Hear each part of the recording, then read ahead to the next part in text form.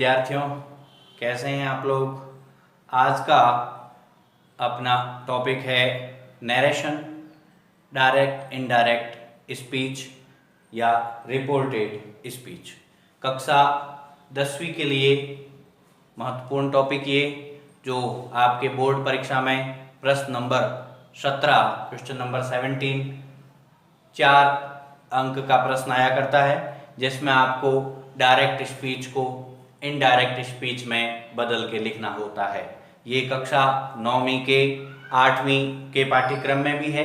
इसके अलावा प्रतियोगी परीक्षाओं में भी आता है। आप BSTC वगैरह के एग्जाम देते हैं, इसमें भी direct indirect speech, reported speech के क्वेश्चन आया करते हैं।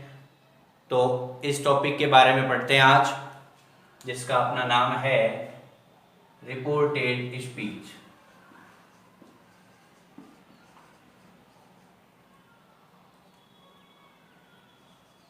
Reported speech.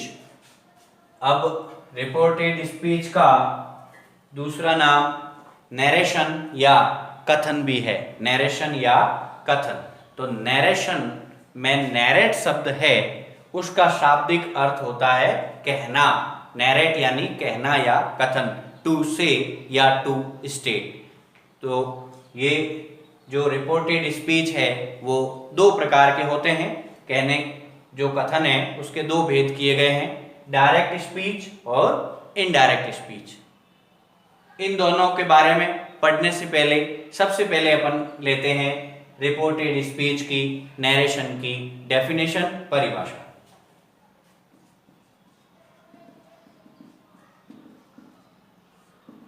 तो रिपोर्टेड स्पीच या नरेशन की परिभाषा है the art of reporting the words of a speaker is called narration oblique speech. ये रिपोर्टेड स्पीच की डेफिनेशन है, परिभाषा है। The art of reporting the words of a speaker is called a narration और speech. यानी वह कला जो किसी वक्ता के शब्दों का वर्णन करती है, उसके कथन के बारे में बताती है, उसे रिपोर्टेड स्पीच या नरेशन कहते हैं। अब रिपोर्टेड स्पीच या नरेशन में ये जो नरेशन शब्द आया है, ये नरेशन शब्द है, वो उसके बारे में समझाते हैं आपको। नरेशन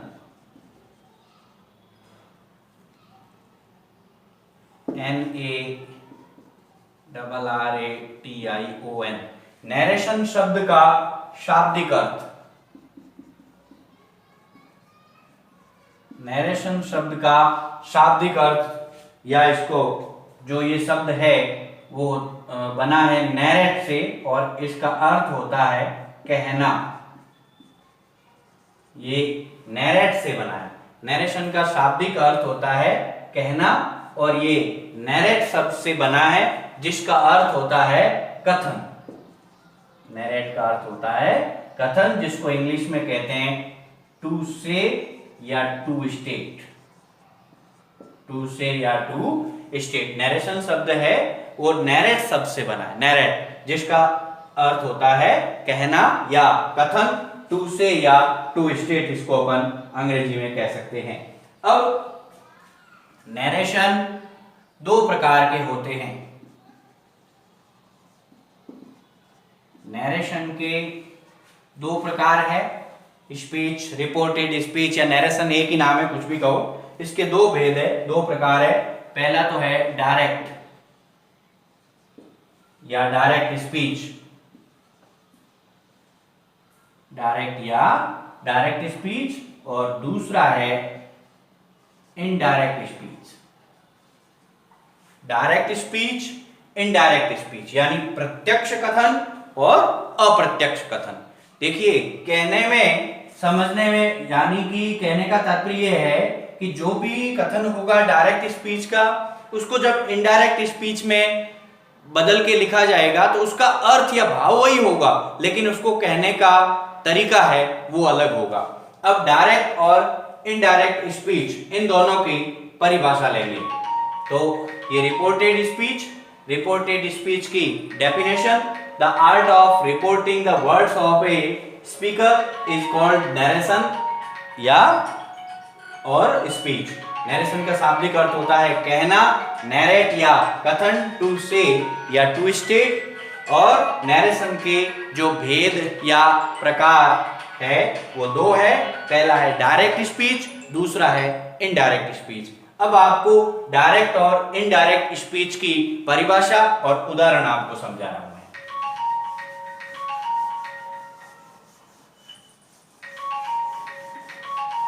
डायरेक्ट और इनडायरेक्ट स्पीच की परिभाषा समझेंगे। नरेशन, जिसमें अभी आपको लिखाया पहला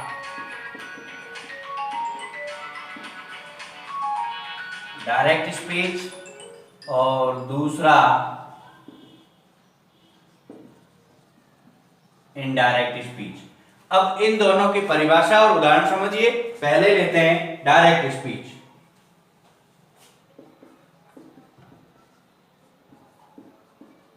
किसी वक्ता के शब्दों को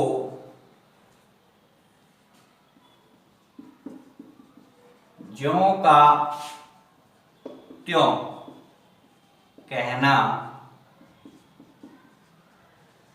डायरेक्ट स्पीच कहलाता है। किसी वक्ता के शब्दों का ज्यों का त्यों कहना डायरेक्ट स्पीच कहलाता है। जैसे इसका उदाहरण लें तो हो जाएगा, Saroj said to me,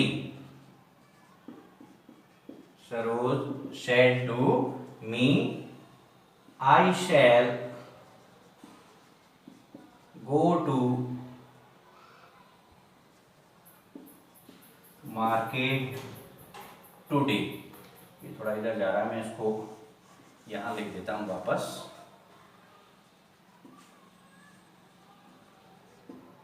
Saroj said to me, I shall go to market today। तो ये जो सेंटेंस लिखा है ये डायरेक्ट स्पीच का है। अब लिखते हैं इनडायरेक्ट स्पीच की परिभाषा। इनडायरेक्ट स्पीच में है कि वक्ता के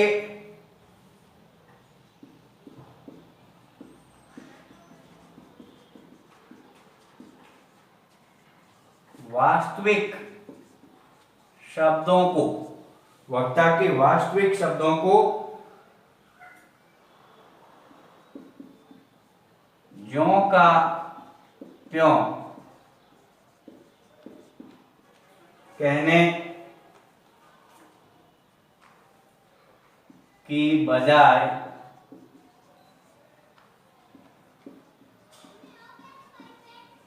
इस तरह से कहना कि उसका वही अर्थ प्रकट हो। कहने का तरीका अलग होगा लेकिन उसका अर्थ जो है वो वही अर्थ निकलेगा। जैसे हो जाएगा, इसका उदाहरण लिखेंगे सेंटेंस तो हो जाएगा, Saroj told me that, Saroj told me that she would go to market that day, she would go to market that day। देखो, डायरेक्ट स्पीच की परिभाषा है किसी वक्ता के शब्दों को ज्यों का त्यों कहना डायरेक्ट स्पीच कहलाता है। उसमें किसी प्रकार का शब्दों में कोई परिवर्तन अपन अपनी तरफ से नहीं करते हैं। जैसे सेंटेंस दे दिया, Saroj said to me I shall go to market today, कि सरोज ने मेरे से कहा I shall go to market today, कि मैं आज बाजार जाऊंगी। अब इसी को जब इनडायरेक्ट में कहेंगे तो क्या अंतर होगा, समझिए। पहले तो परिभाषा इनडायरेक्ट स्पीच की, कि वक्ता के वास्तविक शब्दों को ज्यों का त्यों कहने की बजाय उसी लैंग्वेज में, उसी जैसे उसने कहा उसी तरीके से नहीं कहेंगे, इस तरह से कहना कि उसका अर्थ वही प्रकट होगा, वही अर्थ आएगा, लेकिन कहने का तरीका है वो अलग होगा। जैसे सरोज टोल्ड मी, सरोज ने मुझे बताया, दैट माने कि she would go to market that day, कि वह उस दिन बाजार जाएगी। तो इसमें कहने का तरीका है वो थोड़ा चेंज हो गया है। अब जो डायरेक्ट स्पीच है उसके भाग के बारे में समझते हैं, कि डायरेक्ट स्पीच के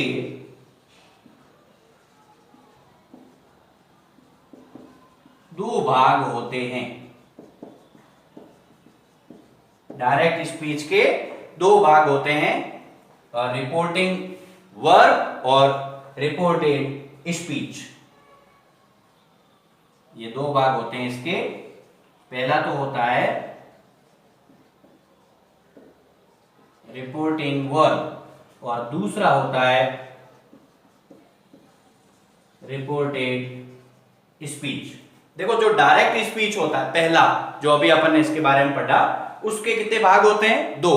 पहला भाग रिपोर्टिंग वर्ब और दूसरा भाग होता है रिपोर्टेड स्पीच। अब मैं आपको इसी में ही समझाऊं, ये डायरेक्ट स्पीच है, जो एग्जाम्पल अभी लिखा है कि Sita said to me I shall go to market today. अब इसमें रिपोर्टिंग वर्ब कौन सा है और रिपोर्टेड स्पीच कौन सा है, तो ये जो है ये भाग अपना यहां से लगा करके यहां तक का ये भाग कहलाएगा रिपोर्टिंग वर्ब, और इसके बाद जो इन्वर्टेड कॉमास के अंदर जो भाग आया है उसको कहेंगे रिपोर्टेड स्पीच या कथन। सीधा सा कहें तो इन्वर्टेड कॉमा के बाहर जो भाग होता है उसको रिपोर्टिंग वर्ब बोलते हैं। इन्वर्टेड कॉमा के बाहर के भाग को रिपोर्टिंग वर्ब कहते हैं, और जो इन्वर्टेड कॉमा के अंदर कथन आता है उस कथन को कहते हैं रिपोर्टेड स्पीच। तो ये डायरेक्ट स्पीच के दो भाग होते हैं, रिपोर्टिंग वर्ब और रिपोर्टेड स्पीच। जो इन्वर्टेड कॉमा के बाहर है रिपोर्टिंग वर्ब, और जो इन्वर्टेड कॉमा के अंदर है वो रिपोर्टेड स्पीच। तो ये इसके दो भेद हो गए। अब इसके बाद में मुख्य रूप से किन किन प्रकार के सेंटेंसेस का, किन किन वाक्यों का डायरेक्ट स्पीच से जो है इनडायरेक्ट स्पीच बनाया जाता है, उसमें 5 प्रकार के सेंटेंसेस आते हैं। इन 5 प्रकार के सेंटेंसेस को डायरेक्ट स्पीच से इनडायरेक्ट स्पीच में बदलते हैं, जिसमें पहला है सिंपल सेंटेंसेस, दूसरा है इंटेरोगेटिव सेंटेंसेस। पहला सिंपल सेंटेंसेस, दूसरा इंटेरोगेटिव सेंटेंसेस, तीसरा आता है इसमें इंपेरेटिव सेंटेंसेस, चौथा आता है ऑप्टेटिव सेंटेंसेस और पांचवा आता है एक्सक्लेमेटरी सेंटेंसेस। इन 5 प्रकार के वाक्यों को डायरेक्ट स्पीच से इनडायरेक्ट स्पीच में बदलने के लिए प्रश्न आया करते हैं। इन सभी प्रकार के सेंटेंसेस के कुछ अलग प्रकार के रूल है, अलग प्रकार के नियम है। अब इसमें मुख्य रूप से जो बदलने के रूल है वो जनरली सामान्य नियम, वो मैं आपको इसके बाद लिखवाता हूं। तो ये आपके नरेशन का डायरेक्ट और इनडायरेक्ट की परिभाषा समझ में आ गई होगी। डायरेक्ट स्पीच के दो भाग समझ में आ गए होंगे, रिपोर्टिंग वर्ब और रिपोर्टेड स्पीच। जो इन्वर्टेड कॉमा के बाहर का भाग होता है उसको रिपोर्टिंग वर्ब कहते हैं, और जो इन्वर्टेड कॉमा के अंदर का भाग होता है उसे रिपोर्टेड स्पीच कहते हैं। अब इसके चेंज करने के कुछ रूल है वो मैं आपको समझाता हूं। हालांकि ये बड़ा टॉपिक है तो इसको अपन अलग अलग पार्ट में पढ़ेंगे ताकि आपके समझ में आ जाए। इसके सामान्य रूल पढ़ाने के बाद आपको अगले टॉपिक इसके पार्ट की ओर ले जाएंगे। तो डायरेक्ट स्पीच को इनडायरेक्ट स्पीच में बदलने के लिए रूल।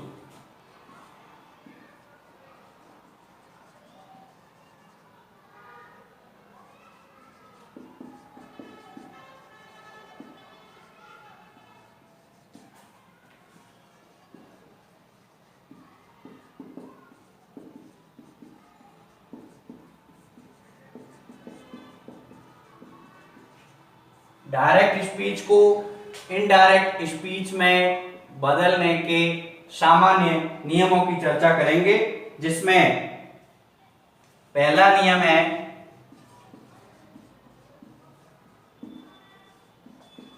कि रिपोर्टिंग वर्ब का टेंस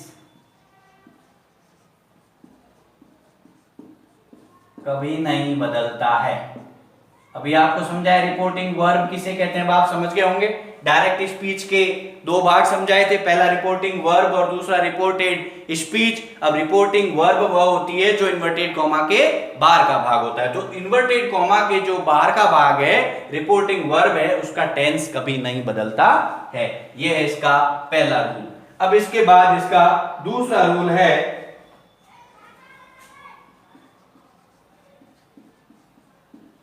रिपोर्टिंग वर्ब को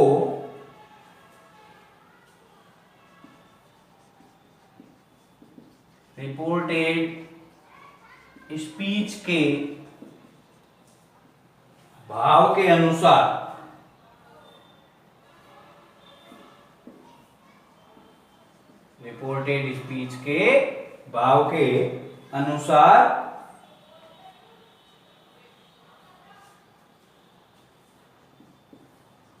told, asked,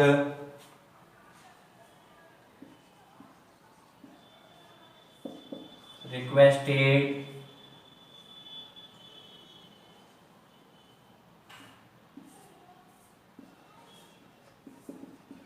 advised, ordered आदि में बदलते हैं। रिपोर्टिंग वर्ब को रिपोर्टेड स्पीच के भाव के अनुसार, यानी रिपोर्टेड स्पीच का भाव देखेंगे कि उसमें कुछ चीज बताई गई है, कहा गया है, निवेदन किया गया है, सलाह दी गई है या आदेश दिया गया है, उसके भाव के हिसाब से बदला करते हैं। यानी निवेदन है तो रिक्वेस्टेड हो जाएगा, सलाह है एडवाइज्ड आ जाएगा, आदेश दिया गया है ऑर्डर्ड आ जाएगा। रिपोर्टेड स्पीच के भाव को समझना होगा और उसके भाव के hiसाब से लिखा जाता है। अब तीसरा इसका मेन रूल है रिपोर्टिंग वर्ब के बाद उचित कंजक्शन, जिसमें दैट, इफ, टू आदि का प्रयोग करते हैं। सामान्य सेंटेंस होंगे उसमें दैट आएगा, कहीं इंटरोगेटिव सेंटेंसेस में इफ आदि का भी प्रयोग होगा। सभी प्रकार के जो 5 प्रकार के मैंने अभी आपको सेंटेंसेस बताए थे, उन सेंटेंसेस में नॉर्मली अलग अलग रूल होंगे। वो आपको जैसे जैसे सेंटेंसेस समझाएंगे वैसे वैसे समझाते रहेंगे। तो मुख्य रूप से ये 3 रूल है जो जनरली सामान्यतया सभी सेंटेंसेस में काम आया करते हैं। बाकी सिंपल सेंटेंसेस या असर्टिव सेंटेंसेस होंगे तो इंटरोगेटिव, ऑप्टेटिव, एक्सक्लेमेटरी या जो इंपेरेटिव सेंटेंसेस है उनके थोड़े अलग अलग रूल होंगे। वो आपको सेंटेंसेस जब समझाएंगे डायरेक्ट स्पीच को इनडायरेक्ट स्पीच में बदलना, तभी उन रूल को लिखवाएंगे। ये रूल है जो सामान्यतया सभी में काम आएंगे, जिसमें पहला है रिपोर्टिंग वर्ब का टेंस कभी नहीं बदलता है। ये बात आप विशेष तौर से याद रखिए। टेंस में जो भी परिवर्तन होंगे वो रिपोर्टेड स्पीच का टेंस बदलेगा। सिर्फ रिपोर्टिंग वर्ब के अंदर जो रिपोर्टेड स्पीच का भाव है उसके अनुसार रिपोर्टिंग वर्ब को told, asked, requested, advised, ordered आदि में बदल देते हैं। और रिपोर्टिंग वर्ब के बाद उचित कंजक्शन, दोनों सेंटेंस को जब जोड़ेंगे तो उचित कंजक्शन जो भी उचित होगा, चाहे दैट लगो, इफ लगो या टू, कोई भी कंजक्शंस का प्रयोग करेंगे। और जब डायरेक्ट स्पीच को इनडायरेक्ट स्पीच में बदलेंगे तो ध्यान रहे इन्वर्टेड कॉमा जो है वो हट जाएंगे, इन्वर्टेड कॉमा का वापस प्रयोग नहीं होगा। अब इसके बाद में जो अगला वापस क्लास जब आपकी लेंगे तो उसमें आपको मैं डायरेक्ट स्पीच से इनडायरेक्ट स्पीच में बदलने के लिए इसमें मुख्य रूप से 3 चार्ट आपको मैं समझाऊंगा और वो आपको समझना अति आवश्यक है, जरूरी है, तभी आप ये टॉपिक अच्छे से आपका कॉन्सेप्ट आपके समझ में आएगा। जिसमें एक तो टेंस संबंधित चार्ट, कौन सा टेंस किस टेंस में बदलेगा, और ध्यान रहे जो टेंस बदलना है वो किसका बदलेगा, रिपोर्टेड जो स्पीच है उसका, रिपोर्टिंग वर्ब का टेंस नहीं बदलेगा। कौन सा टेंस किस टेंस में बदलेगा इसका मैं आपको चार्ट लिखवा दूंगा। टेंस के बाद में समय, स्थान, दूरी संबंधित परिवर्तन भी होते हैं, इसका भी एक चार्ट लिखाऊंगा। और उसके बाद प्रोनाउन संबंधी परिवर्तन किस प्रकार होते हैं इसका भी चार्ट लिखेंगे। ये तीनों चार्ट समझने के बाद फिर आपको 5 ही प्रकार के जो सेंटेंसेज है उन सेंटेंसेज के बारे में उसके अलग अलग रूल लिखवा के समझाया जाएगा कि डायरेक्ट स्पीच से इनडायरेक्ट स्पीच किस प्रकार बनाए जाते हैं। लेकिन इन सबसे पहले आपके टेंस तैयार होना अति आवश्यक है। जो सारे टेंस आपको पहले की ऑनलाइन क्लासेस में उसके वीडियोस सारे डाले हुए हैं, आप सभी वहां से पूरे टेंस अच्छे से याद कर लीजिए। यदि आपके टेंस और टेंस का टॉपिक अच्छे से तैयार है तो ही आप वॉइस का, एक्टिव वॉइस और पैसिव वॉइस, और ये जो स्पीच का टॉपिक है डायरेक्ट से इनडायरेक्ट स्पीच में बदलना, इसको अच्छे से समझ पाएंगे, अन्यथा आपके समझ में नहीं आएगा। इसलिए मेरा स्पष्ट सबसे कहना है कि पहले आप अपने टेंस के टॉपिक को तैयार कीजिए, उसके बाद ये भी आपके समझ में आते रहेंगे। आप सभी अच्छे से इसको समझें और अगले क्लास में, अगले वीडियो में, अगले लेक्चर में आपको इसके अगले टॉपिक के बारे में, दूसरे पार्ट के बारे में पढ़ाएंगे, समझाएंगे। आप सभी चैनल को सब्सक्राइब नहीं किया है, नए हैं तो चैनल सब्सक्राइब करें, वीडियो लाइक करें, फ्रेंड्स को भी शेयर करें। मिलते हैं अगली क्लास में, अगले वीडियो में नए टॉपिक के साथ। तब तक के लिए नमस्कार।